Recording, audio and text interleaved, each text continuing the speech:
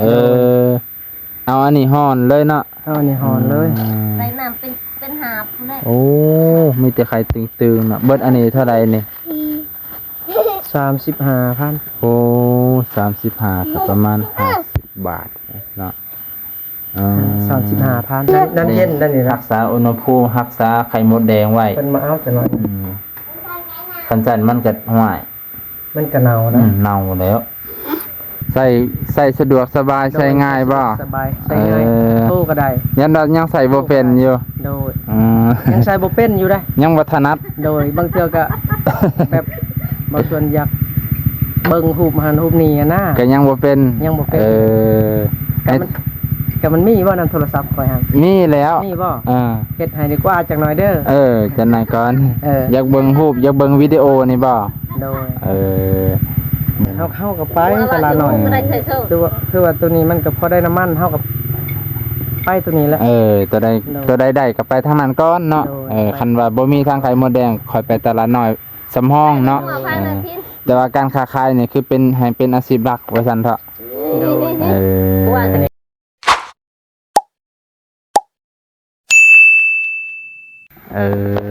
ย พ่อแม่พี่น้องเอายังมาให้เนาะ ไข่รีบไข่มดแดง ฝากเบาน้อง ฝากบ่าวน้องมาเอง โดย ป้าขอบใจได้ๆขอบใจ ไข่หน่อยเลยไข่ใหญ่ก็ตาย โอ้กะสิแต่ละมื้อก็สิพอได้กินนี่เนาะเป็นเต้นเลยขุหน่อยละญาติพี่น้องพี่น้อง โอ้ยายพี่น้องเท่านี้นำ ตอนนั้น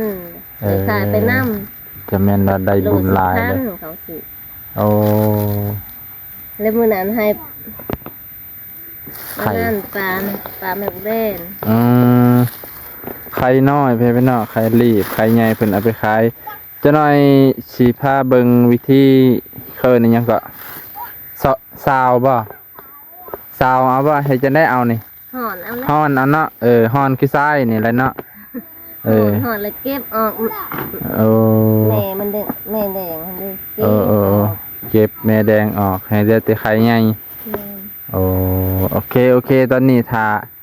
บ่าวสวนไปซื้อไข่มดแดงเหลือเจ้าเดียวเพิ่นไปเอาในเฮือนเขาแพี่น้องอันนี้ก็ขอบใจขอบพระคุณหลายๆเมื่อคืนนี่ก็บ่าวสวนโทรมาตอนบ่าวน้องอยู่พู้นอยู่บ้านเนาะสายฟ้าเพิ่นโทรมาคิดว่าเบอร์ผู้ใดก็เลยหับบ่าวสวนฟังเสียงแปลกๆอ้าวคิดว่าเบอร์ผู้ใดก็เลยหับเพิ่น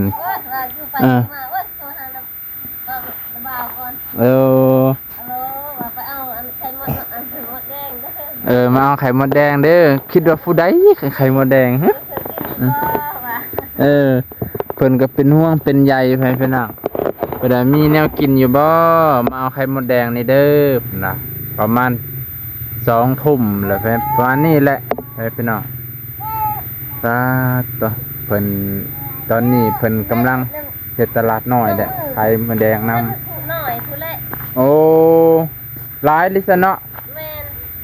ต้องกินซื้อบ่ได้ห่อนมื้อห่อนอยู่เฮือน มาฮอนอยู่เฮือน แม่น มันก็สิได้กำไรอยู่บ่เฮามาฮอนอยู่เฮือนสมมุติว่าเฮา มีอยู่ละไข่รีบลาย โอ้ยันว่าเฮาซื้อมีแต่ไข่รีบแล้วเฮามาฮอนผัดได้ไข่น้อยๆไข่ใหญ่ผัดได้น้อยเดียวมีแต่ไข่รีบหลาย ขุขาวหั่นดิขุขาวแบบขาวสีขาวหั่นดิ เบิ่งไปพี่น้องนี่ อันนี้ไข่รีบแซ่ไข่ใหญ่มัน อยู่ไหนพุ่นแหละ โอ้ ใส่อันนั้นตรงนั้น ใส่ ใส่อันนั้น อัดน้ำแข็งไว้ แม่น โอ้ อย่าลูกละจะกินบ่เจ็บท้องบ่นี่ ว้าตายอะไรเอาหายเลยเอา ได้บ่เจ็บท้องบ่ฮะ ว้าย บ่ยันเจ็บท้องบ่ไข่พี่น้องไข่รีบอันนี้เพิ่นอัดน้ำแข็งใส่แบบนี้บ่โอ้เพิ่นสิใส่ นี่ก็มันผ้ามันแตกแล้ว ฟ้าแตกแล้ว คือไม้มันเสา ตัวแข่พี่น้องนี่แหละมาตอนแรง เพียงนี้แหละใช่หมด ป้าตัว ไอ้ไข่รีบ เมื่อวานยังหน่อยนึงสิ เมื่อวานนี่เพิ่นได้เพียงพี่เลย แม่นไทยลีกหอดโอ้ยผู้เดียวจำบ่แล้ว วันนั้น เฮ็ดจะได้ฮ้อนนี่ใส่น้ำบ่ ใส่น้ำเลยใส่น้ำซ้ำไง โอ้ใส่กระซ้ำใหญ่แล้วก็ฮ้อน ช่วงคุณเลย เอาสวิงน่ะบ่มาฮ้อนเลยเอาแยง บ่แล้วถูกอันนั้น จ๊ะเอ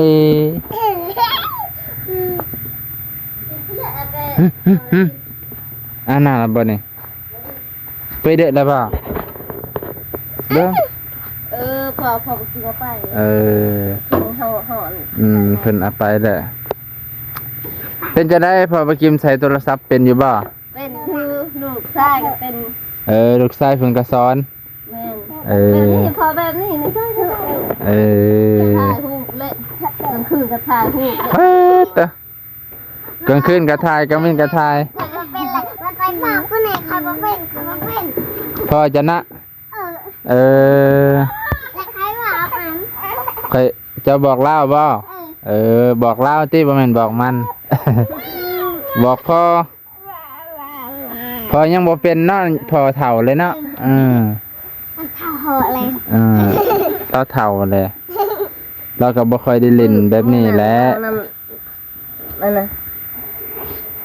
ลุงมันน่ะเพิ่นยังหาโทรศัพท์สิว่าหาโทรศัพท์อ้าวว่าหายังว่าแลบๆอยู่หาโทรศัพท์ คุยโทรศัพท์อยู่พะหาโทรศัพท์อยู่ลงเนาะ แม่นไปหาโทรศัพท์อ้าวใช่ได้ว่าคุยแบบแลบอยู่ยังมาหายังอีก เจ้านายก็ดีแล้วเล่นเป็นเจ้าได้สารเล่นเป็นอยู่บ่ บ่ได้จบ บ่ได้จับเลยมี มัน แต่ ตายเลยแล้วมันลายยาว มีแต่พ่อกับลูกบ่ แม่น เล่นแม่เพิ่นบ่ค่อยได้เล่นเพิ่นน่ะเธอกินไปใส่ มันตายแล้ว เราไปเลย มันว่า มื้ออื่นเข้าโรงเรียนบ่มื้อวันจันทร์ บ้า ฮะ พูดแล้วบ่สบาย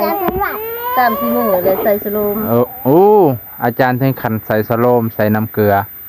ป้าตก หัว เป็นตาย่าน หัวไปนั่น ปกติบ่เห็นคนซ้ำนี่เป็นไข่เนาะ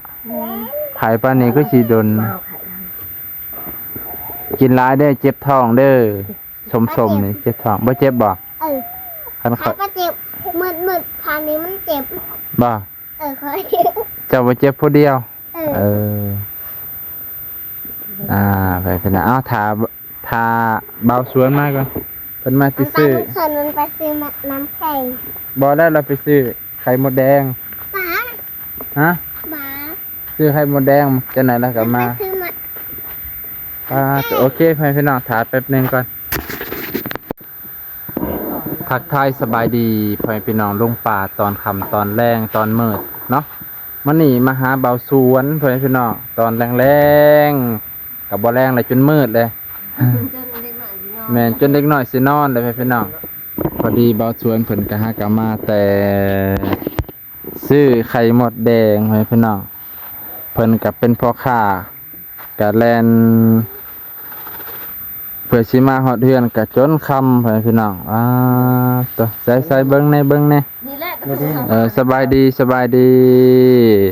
บ่ เลยสบายดีเนาะตอนแรงตอนค่ ตอนค่ ำใช้ไข่มดแดง ำไข่มดแดง งามเลยได้นี่นะ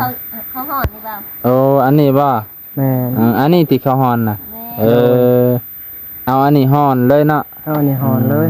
ใส่น้ำเป็นหาบผู้แรก โอ้มีแต่ไข่ตึงๆเนาะเบิดอันนี้เท่าไหร่นี่ 35,000 โอ้35ก็ประมาณ50 บาทเนาะ35,000 35 อ่ะบ่ชวนเก็บเมียนก่อนมากินนะมาบ่น้อง ใส่ไปเบิ่งที่ว่าเก็บคักในแบบใส่ตู้เซฟอัดน้ำแข็งเปื้อนบ่อย่าหามองนะบ่อัดน้ำก่อนได้นี่นะ อัดน้ำแข็งน้ำก่อนคักแน่โอ้คันว่านี่มันเน่าเด้เนาะ อุ่นหนาว โอ้ปลาตัวเดียวเน่าเบิดของแน่เนาะ เดี๋ยวน้องของได้นี่นะบ่หนาวดอกครับอัดไปน้ำแข็งเมื่อคืนเนี่ยเพิ่นบ่ได้มาเอาคืนนี่ โอ้ จังซี่ได้เพิ่น น้ำก่อนนั่นเองเย็นน้ำเย็นนะ น้ำเย็นตัวนั้นก็เศษมันเนาะเก็บมาอีกเอา คิดออกเอง เบิดอันนี้จักโลเด้เนาะ วันเนี้ยบ่ วันนี้ก็หลายโลแล้วประมาณ โลละจักพัน 8หรือ9 เป็นที่ 8หรือ9โล โลละจักพัน เราส่วนซื้อเนี่ยบ่ บ่ขายให้เขานี่ ไปเขาก็โลละ2แสน โอ้โลละ200,000แพงพี่น้องคูณเอาเด้อแพงพี่น้องเด้อ8คูณ2 2 9 18ก็ห้วยหลายเติบเด้นี่9โลประมาณ9โลเนาะ 2 9 9โล กับ18กับตกเกือบเป็นล้านแพงพี่น้องโอ้คักน้ำเย็น นั่นเย็นนั่นนี่ รั นะ กษาอุณหภูมิรักษาไข่มดแดงไว้ เป็นมาเอาจะหน่อย คันจันมันก็ห่วย มันก็หนาวนะ เน่าแล้ว เพิ่นมาเอานี่เพิ่นก็สอนเอาเนาะ ถอกลง ดูทอกใส่กระเตาะ อันนี้ไม่เป็นมัน โอเคไปเฮาไปทางนอก มาถามเขา เอาแล้วมาไปก่อน มัดก่อนเว้ยเงี้ยก่อนต้องเฮ็ดให้งามคันบ่งามก็คนบ่ซื้ออีกได้ ต้องเฮ็ดให้มันละเอียดเนาะ ต้องเฮ็ดให้งามละเอียดละอออันนั้นจะหน่อยได้เก็บแป้งใหม่บัดสิติดสิ่งจังได๋บัดสิได้ประมาณ8โลและมื้อนี้ฮะ8โลบ่พอดีเลย8โล โอเคไปขึ้นน่ะ 8โล พ่อค้าขายไข่มดแดงโอ้อันนี้ก็พ่อค้าคือกันเด้เพิ่นเนาะพ่อค้าตลาดน้อยคือกัน ตลาดน้อยส่งเขาส่ง เห็นเพิ่นแล่นไปแต่ละมื้อเนี่ยโอ้ ไปถอกขึ้นคารถป่านนี่ครับ โอ้ไปแล้วบ่ ไปแล้ว โอ้ แล้วก็ไปกับอาจวงนั่นแหละไปถอกขึ้นคารถ โอ้ นี่ก็ไปหาซื้อไข่มดมื้อนี้ก็ เออ ถ้าบ่อยากมีไข่มดคนไป พ่อค้าลายบ่ เพิ่นเลือกตั้งนะ โอ้เพิ่นเลิกตั้งเขาก็เลยบ่ได้ไป โดย โอ้ ก่อนบัตรก็เลยบ่ได้ไปเขาก็บ่ได้ไปหน่อยหนึง ปกติได้ลายบ่ ปกติ นะพี่นั่นนี่ ก็บ่ได้หลายดอก แสงตะเว้นสองตาจังได๋ คนซื้อหลาย โอ้ คนซื้อก็หลาย คนซื้อลาย คนขาย พ่อค้าก็หลาย พ่อค้าก็ลาย โดยพ่อค้าก็หลาย โอ้ หมู่ก็ซื้อเฮาก็ซื้อแล้วเนาะ ธรรมดาแหละ นี่ก็ ครับพี่น้อง มาเบาลงมา มาตอนคำตอนแรกโดนๆมาเยี่ยมยามถามข่าวเป็นจะได้ใส่โทรศัพท์นี่พอเป็นอยู่บ่ แล้วใช้ได้อยู่ บ่ อันยังอันเนาะดักได้ ใส่ ไปเจาะก็มาก่อนเจอพอดี ใส่สะดวกสบายใช้ง่ายบ่ สบายใช้ง่ายโตก็ได้ ยันดอกยังใส่บ่เป็นอยู่ โดยยังใช้บ่เป็นอยู่ได้ ยังบ่ถนัด โดยบางเทื่อก็ แบบบางส่วนอยากเบิ่งรูปหันรูปนี้อะนะ ก็ยังบ่เป็น ยังบ่เป็น ก็มันมีบ่นำโทรศัพท์คอยหัน มีแล้ว มีบ่ เฮ็ดให้ดีกว่าจักหน่อยเด้อ จังไหนก่อน อยากเบิ่งรูปอยากเบิ่งวิดีโอนี่บ่ โดย บ่ได้สมัครเน็ตเป็นรายเดือนจังบ่เปลืองเด้อคันเจ้าสมัครเป็นรายเดือนสิบ่เปลืองสมมุติว่าเฮาสมัครเป็นอาทิตย์เป็น3มื้อ 10,000 3มื้อ 10,000นี่เจ้าคูณเบิ่ง โดยจิตยาลินเงิน มันแพงเด้ โดย กันสมัครเป็นมื้อมันแพงเป็นเดือนบ่แพงเดือนละ69นี่เฮาเล่นได้ตลอดเล่นได้ยาวๆเฮาก็บ่เปลือง พวกใครหันพวกใครรีบหันรีบหันเอาไว้กิน เปิด ขึ้นในบ่าวส่วนโทรหาบ่าวนง ค่อยก็ว่าอยู่ ใครรีบ ผู้ใดโทรมาก็ลองรับเบิ่งเสียงบ่คุ้นเด้ บ่คุณบ่ เสียงในโทรศัพท์เสียงรอเลยเสียงหล่อบ่ หล่อ เสียงแบบคือแบบสบายดีผู้ใดเนาะ เฮาก็เว้าในโทรศัพท์เว้า เว้าในโทรศัพท์กับเว้าตัวจริงมันบ่คือกัน บ่คือบ่ คอยกับผู้ใดเนาะ call center โทรมาบ่ว่าเอ้า call center กับ call center บ่มีหยังให้บ่มีเงินให้ดูดดอกว่า โทรหาบ่าวนงนั่นแหล้ว เออ บัดแล้วสิโทรหาบ่าวลาวบ่าวแสน ขอบคุณผู้หลักผู้ใหญ่เพิ่นที่ซอยโทรศัพท์ให้บ่าวสวนโทรไปหมู่ไปหาหมู่ครูได้ติดต่อได้ง่าย สะดวกสบายขึ้นเนาะ โดยสะดวกสบายขึ้นเดี๋ยวนี้ก็บ่าวสวนก็กำลัง หาสิเครื่องของขาย อ่า เขาได้หาได้ซิปมาแล้ว โดยขายตลาดน้อยก็เป็นจะได้คุมื้อ ไป นี้ ตลาดน้อยก็บ่ส่วนก็บ่ส่วนก็มันก็พอไปตัวนี้บ่ส่วนก็ไปตัวนี้ เอา บัดกันมันติดขัดก็บ่ส่วนก็แล่นตลาดน้อย อ่ากับสลับกันไปเนาะสลับกัน สลับกันไป อืม บางเทื่อก็แล่นตลาดน้อยบางเทื่อก็ขายตัวนี้ โอ้ขายหมดแดงน้ำ มันสะดวก กะ สะดวกไปกลางเว้น เบิ่งตามความเป็นจริงเนาะจะได้สะดวกไข่มดแดงเนี่ยไปกลางเว้น โดย แต่ว่าตลาดน้อยต้องตื่นลุกดึกเช้า โดย มันก็สิลำบากแน่ครับ เฮาก็ไปตลาดน้อย ไม่ได้ใส่โซ่ คือว่าตัวนี้มันก็พอได้น้ำมันเฮากับไปตัวนี้แหละ ตัวใด โดย ตัวใดได้ก็ไปทางนั้นก่อนเนาะ โดย คันว่าบ่มีทางไข่มดแดงค่อยไปตลาดน้อยสำห้องเนาะ หัวพายนาที แต่ว่าการค้าขายเนี่ยคือเป็นให้เป็นอาชีพหลักว่าซั่นเถอะ โดย เออ อันนี้ก็ขอบคุณหลายๆผู้หลักผู้ใหญ่เพิ่น เออ ผู้หลักผู้ใหญ่เพิ่นลุงพูนอยู่ โดย กรุงเทพสายไหมและกับเบาน้อง โด ขอย บคุณหลายๆเบาแสนเบาสลีเบาแสนขอบคุณหลายๆเด้อ โอเค ให้ดีมีแห้ง โดยอยู่ดีไม่แห้งเบิดสุคนแผ่พี่น้องมื้อนี้มาเยี่ยมยามบ่าวสวนตอนแรงๆอันนี้ก็บ่ได้คอยอยู่เฮือน ไป ว่าซั่น เอาใส่หมดนั่น หากนมาแต่เอาไข่มดแดง เอาไปพี่น้องสิจบเพียงเท่านี้ก่อนเด้อเบิดสุคนที่รับชมอันชีวิตสวนกะตอนนี้ก็เพิ่นกำลังทำหน้าที่ให้ดีที่สุดการค้าขายก็ดำเนินไปด้วยดีไปพี่น้องตอนนี้ ขอบพระคุณหลายๆ